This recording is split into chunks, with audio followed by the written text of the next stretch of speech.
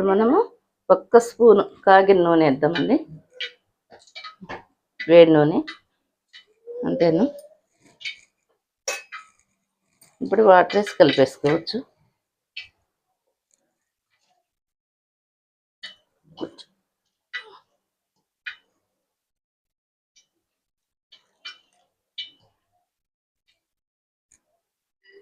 ఇదిగోండి నూనె కాలింది.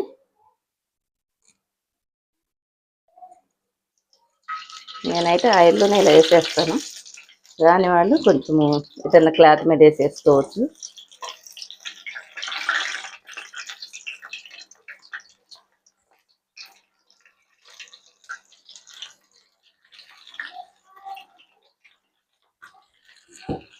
Medium flame మీద పెట్టి కాల్చుకోవాలి. మినపప్పు కదండి.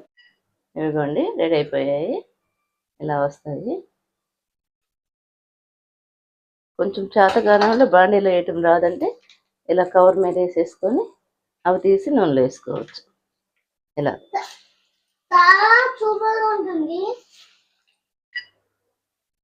ఇదిగోండి అయిపోయాయి. ఆయిల్ కూడా ఎక్కువ పీల్చలేదు. నేను పోసింది కొంచెమే అయిపోయింది.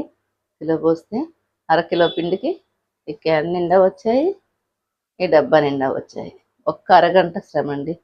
అందరూ ట్రై చేయండి. మినప గింజలతో చేసింది కాబట్టి హెల్త్కి కూడా మంచిది. కొంచెం లైట్గా వేయించేసుకొని చిన్న మంట మీద మనము ఇది చేసుకుంటాం కదండి